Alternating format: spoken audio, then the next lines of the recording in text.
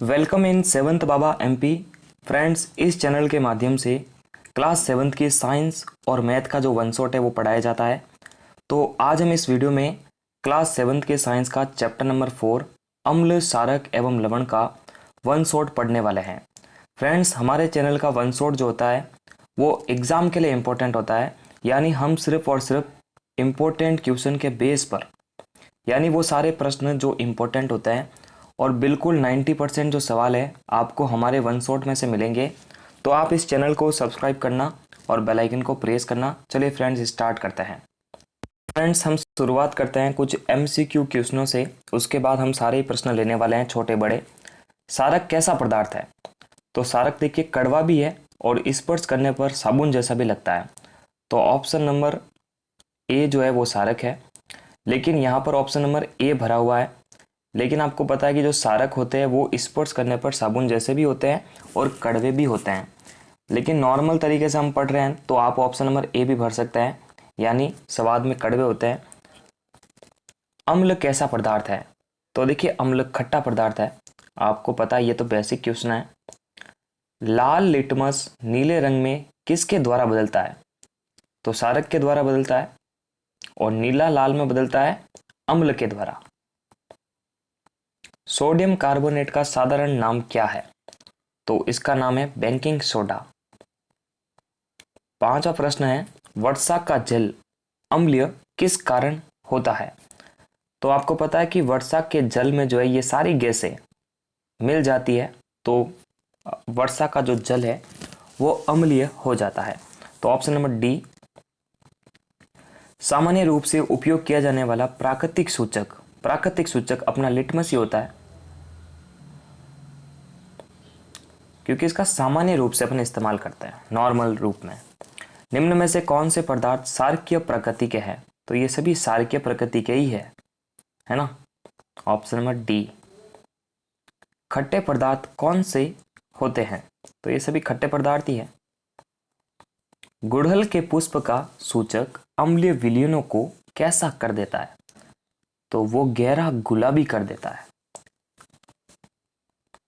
अम्ल शब्द की उत्पत्ति कौन सी भाषा से हुई है? बहुत ही इंपॉर्टेंट प्रश्न है, टीचर की चॉइस में ये लैटिन शब्द से। हाँ, अब हम स्टार्ट कर रहे हैं छोटे बड़े प्रश्न जो कि इंपॉर्टेंट है। लिटमस कहाँ से प्राप्त होता है? तो लिटमस जो है लाइकेन नामक पौधे से प्राप्त होता है। सूचक किसे कहते हैं?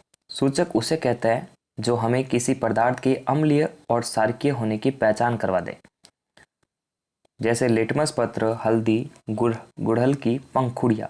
सिरका में कौन सा एसिड पाया जाता है? एसिटिक अम्ल पाया जाता है। ये 10th क्लास में भी सवाल आता है और बहुत बार बोर्ड एग्जाम में आ भी चुका है। अम्ल और क्षारक में अंतर, ये टीचर का सबसे फेवरेट क्वेश्चन है और लगभग आप इसे हर पेपर में देखते हैं। तो वही स्वाद में कड़वे होते हैं, नीले को लाल कर देते हैं, उदाहरण के लिए HCl। क्षारक की बात करें तो स्वाद में कड़वे, लाल को नीला करते हैं, उदाहरण के लिए सोडियम हाइड्रोक्साइड। अम्ल व क्षारक का पता लगाने वाले वस्तुओं को क्या बोलते हैं? सूचक बोलते हैं, ऊपर पढ़ रखा है। एक प्राकृतिक सूचक का नाम लिटमस पत्र। अम्ल किसे कहते हैं? जो स्वाद में खट्टे होते हैं।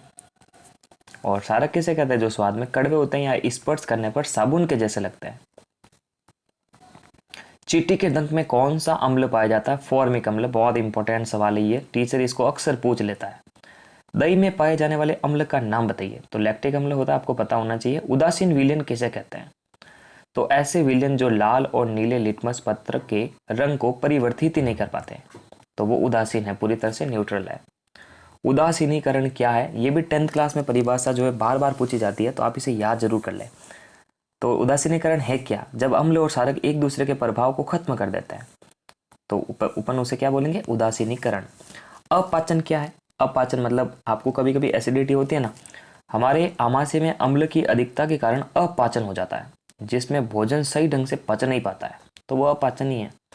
लवण किसे कहते हैं? तो उदासीनीकरण अभिक्रिया में जो पदार्थ बनता है वो लवण ही बनता है, लवण प्लस जल बनता ना। अपाचन को दूर दूर करने के लिए क्या लेना चाहिए? एंटाएसिड, यानी मिल्क ऑफ मैग्नीशिया। नेक्स्ट सवाल लेते हैं, उस स्रोत का नाम बताइए जिससे लिटमस विलयन को प्राप्त किया जाता है। इस विलयन का उपयोग कहाँ है? तो वो आपको पता ना, लिटमस को लाइकेन से निकाला जाता है।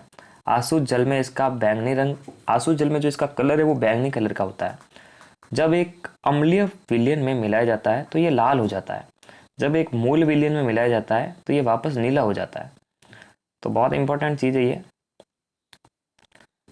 समझाइए ऐसा क्यों होता है। सबसे फेवरेट क्वेश्चन है ये टीचर का। जब आप अति अम्लता से पीड़ित होते हैं तो प्रति अम्ल की गोली क्यों लेते हैं? जब चींटी काटती है तो त्वचा पर कैलेमाइन का विलयन क्यों लगाते हैं? और कारखाने के अपशिष्टों को जलाशय में बहाने से पहले उदासीन क्यों करते हैं? तो देखिए, हाइड्रोक्लोरिक अम्ल जो हमारे पेट में पाया जाता है उसकी अधिकता ज़्यादा हो जाती है तो फिर अम्लता से पीड़ित होते हैं अपन, मतलब बहुत ज़्यादा जलन होती है। तो आपको पता है कि अम्ल और सार एक दूसरे के प्रभाव को खत्म करते हैं। तो जब अम्ल बढ़ रहा है तो उसमें सार मिला दोगे, यानी मिल्क ऑफ मैग्नीशिया यानी मैग्नीशियम हाइड्रोक्साइड, जिसका सूत्र होता है MgOH, उसको मिलाओगे तो वो दोनों एक दूसरे के प्रभाव को बेअसर कर देंगे और इससे अति अम्लता समाप्त हो जाएगी। उसी तरह चिट्टी के डंक में फॉर्मिक एसिड होता है तो वो अम्ल है। अब अगर बाहर से अपन कैलेमाइन यानी जो सॉल्यूशन है ना जिंक कार्बोनेट का, वो क्या सारक के जैसा है, वो सार है, तो सार और अम्ल वापस मिलकर जो है एक दूसरे के प्रभाव को खत्म करेंगे। उसी प्रकार कारखानों के जो कचरे में एसिड होता है ना, वो अगर जल में बहा देंगे तो जलीय जीव मर जाएंगे, क्योंकि एसिड जो है किसी भी जीव को नुकसान ही पहुंचाएगा। तो एसिड में सार मिला के उसको उदासीन करते हैं, फिर जो है उसको जलाशय में बहाते हैं। नीले लिटमस पत्र को एक विलेन में डुबाया गया, ये नीला ही रहता है। विलेन की प्रकृति क्या है? मतलब कोई प्रभाव पड़ा ही नहीं, तो फिर वो कैसा होना चाहिए? वो या तो सार होगा या फिर उदासीन होगा, है ना। तो यदि एक विलेन में डूबा हुआ नीला लिटमस पत्र नीला ही रहता है तो इसका मतलब है कि विलेन या तो सार है या उदासीन है। तो देखो, इस प्रकार जो है हमने बहुत सारे इंपॉर्टेंट क्वेश्चन के बेस पर, मात्र टाइमिंग 7 मिनट से भी ज़्यादा नहीं हो रही है, और हमने सारी चैप्टर के इंपॉर्टेंट प्रश्न पढ़ लिया है। फ्रेंड्स, आप खुद देख लेना, आपका एग्ज़ाम का एक्सपीरियंस कर लेना आप, फिर आप इस चैनल को भले सब्सक्राइब कर लेना।